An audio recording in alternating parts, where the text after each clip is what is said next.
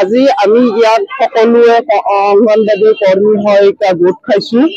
ইয়াৰ কাৰণ হ'ল আমি যোৱা 2023 চনৰ অক্টোবৰ মাহৰ পৰা আমি ধৰ্ণা কাৰ্যসূচী কৰি আছো। প্ৰথমতে আমি নিজৰ কাৰ্যালয়ত আৰম্ভ কৰিছিলো, তাৰে পিছত আমি জিলা ভিত্তিক আন্দোলন কৰিলো, তাৰে পিছত আমি সঞ্চালকৰ অফিচত গুৱাহাটীত আমি বহুত দিনা আন্দোলন কৰিলো।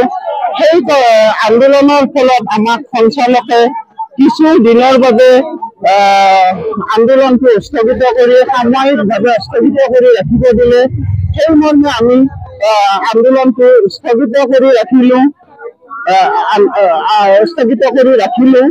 তাৰ পিছত আমাক আশ্বাস দিলে যে আমাক 10,000 টকা সঞ্চালক মহোদয়ে চৰকাৰলৈ প্ৰেৰণ কৰিছে, যে 10,000 টকা দিবৰ কাৰণে চৰকাৰলৈ প্ৰেৰণ কৰিছে প্ৰস্তাৱ। কিন্তু এই চৰকাৰখনে আমাৰ কোনো 10,000 টকাৰ কোনো উল্লেখ নকৰিলে, বাজেট গ'ল তাতে কোনো উল্লেখ নকৰিলে।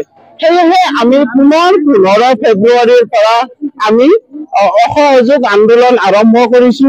কিন্তু আমি আমাৰ শিশুখিনিৰ ভৱিষ্যতৰ কথা লক্ষ্য ৰাখি আমি সন্থাই আলোচনা কৰিছো যে আমি কেৱল প্ৰি স্কুলটো খোলা ৰাখিম, তাৰ বাহিৰে আমি কোনো ডাটা নিদিওঁ, আমি পোষণ টেকাৰ বন্ধ কৰিম।